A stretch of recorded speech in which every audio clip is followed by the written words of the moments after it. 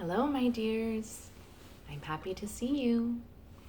My name is Teresa, and I'm here in Kamloops, British Columbia, on the unceded and occupied territory of the Secwepemc people.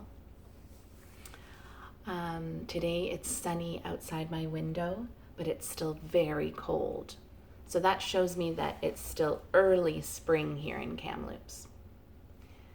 Today I'm going to sing a few songs, then we'll read a story about spring and the signs of early spring. Then we'll do a little poem together, and then we'll say goodbye. So let's sing our Bluebird song to start off.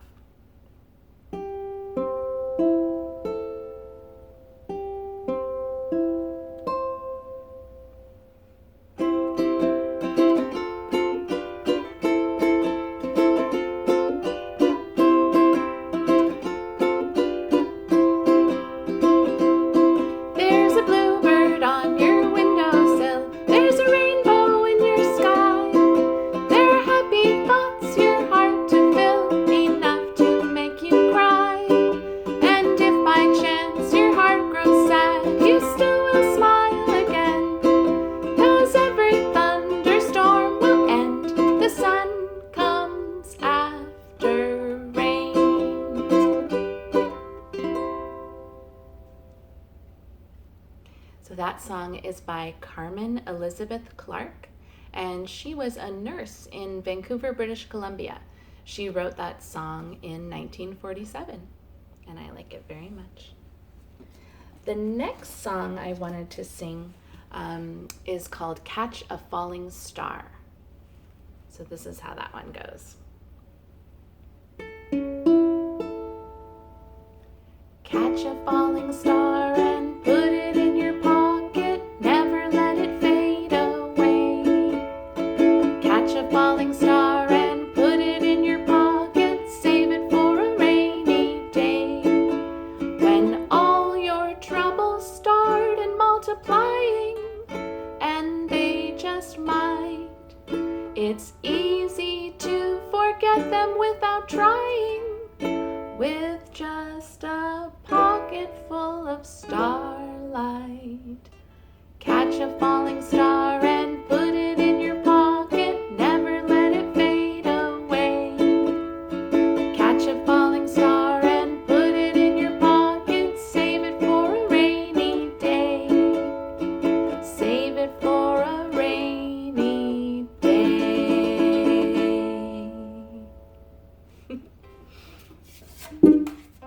I like that one. So now we're going to read a story about the first signs of spring. This book is called What Happens in the Spring?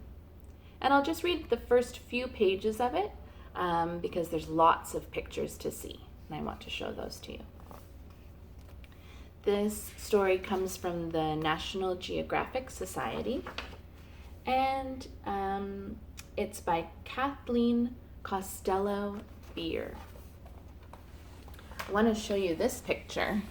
For those of you who still have some snow on the ground, this is a picture of crocuses. And these crocuses are surrounded by snow. So when you see a crocus, that means that spring is on the way, even if there's some snow on the ground. It always makes me feel happy to see those crocuses pushing up through the snow.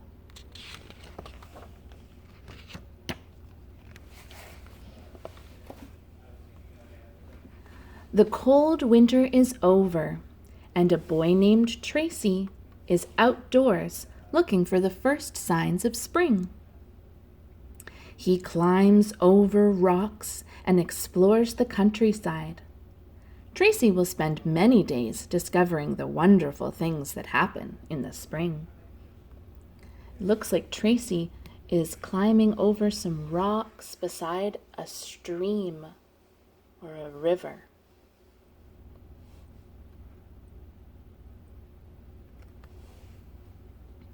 Tracy finds a white flower in the woods. There's a picture of that flower. It's called a snowdrop. Then he sees a groundhog. It is awake after sleeping underground all winter.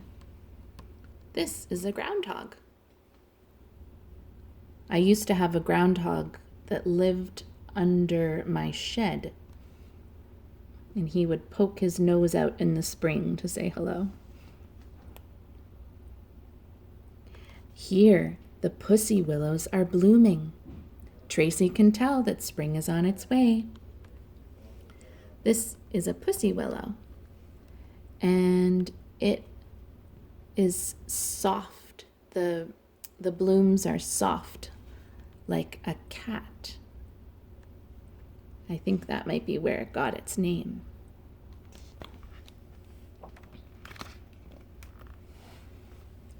Geese fly overhead. They are going north to their nesting places. In the spring, many birds return from the places where they have been all winter. Here, a frisky lamb jumps and plays near its mother. It's a black sheep, just like a song. Lambs and many other animals are born in the spring. And here is a meadowlark. A meadowlark sings and sings. He's calling to his mate. His song also tells the other birds that this part of the meadow belongs to him.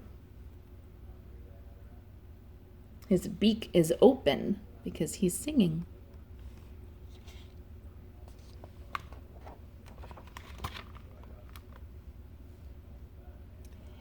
In a sunny spot, a spring flower opens its white petals.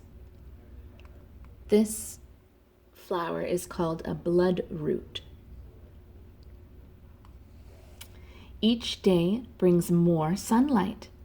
The days grow longer and longer, and the nights become shorter. As the sun warms the earth, worms wiggle up through the soil. Ferns open as they begin to grow. This is a fern. It is unfurling, and you can call it a fiddlehead. The leaves of the skunk cabbage push up out of the ground. This mole knows it's spring. With long claws. Look at those claws. The mole begins to dig its burrow and tunnels underground. Fur hides that mole's tiny eyes, but not his long, pointed nose.